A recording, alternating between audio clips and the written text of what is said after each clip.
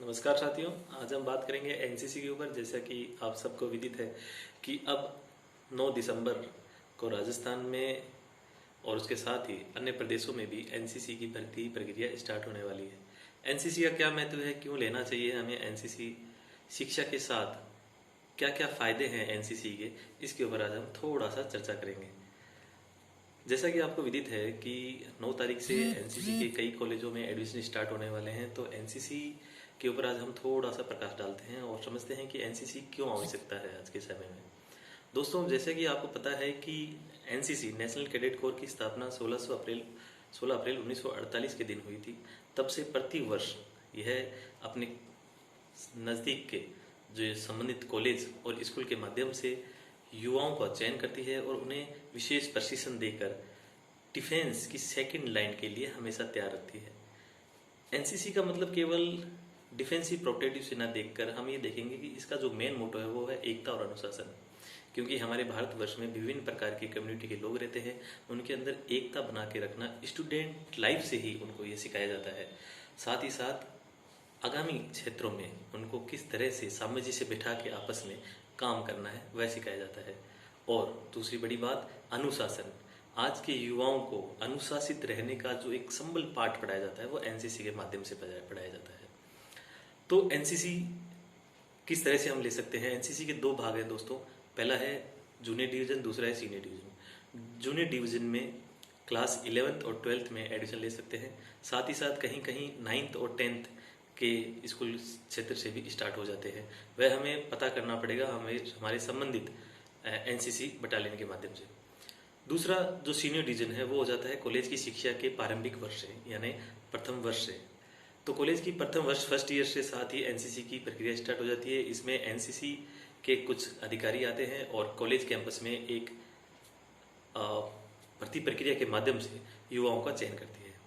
ये युवा उसमें उनकी कुछ रनिंग, कुछ फिजिकल फिटनेस या हो सकता है इंटरव्यू भी कहीं कहीं लेते हैं। उसके बाद उनकी सामान्य शारीरिक प्रशिक्षण के बाद उनका मेरिट के आधार पर चयन कर लिया जाता है।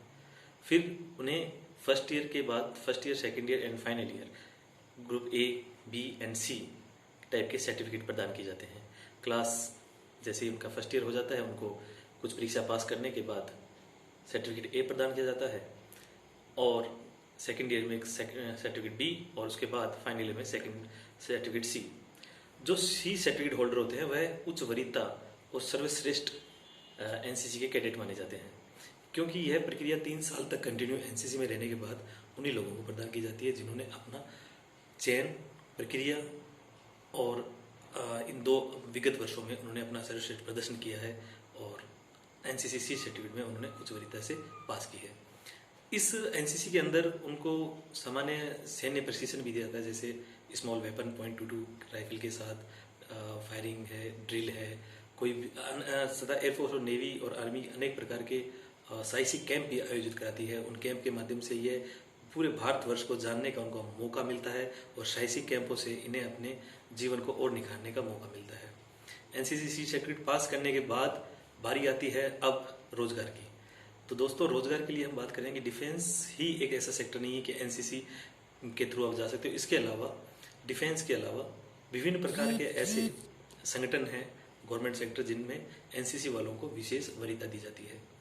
आज हम बात करें विभिन्न केंद्रीय और राज्य सेवाओं की, तो उनमें भी कुछ 2 या 5 नंबर तक की एक अलग से एनसीसी वाले स्टूडेंट्स के लिए मार्किंग के लिए रखा जाता है। यानी 2 नंबर से लेके 5 नंबर तक विभिन्न प्रकार की क्लास में, विभिन्न प्रकार की भर्तियों में उनके पद के हिसाब से एनसीसी के लिए रिजर्व की जाती है। साथ ही साथ एक और बात करें हम कि पैरामिलिट्री फोर्सेज में भी कुछ पद एनसीसी के लिए सुरक्षित किए जाते हैं। उनको वरीयता के आधार पर चयन में मुख्य भूमिका निभाते हैं। इसके साथ ही बात करें हम सीडीएस, अब डिफेंस सर्विस में, तो डिफेंस सर्विस में सीडीएस सर्वप्रथम हम लेते हैं।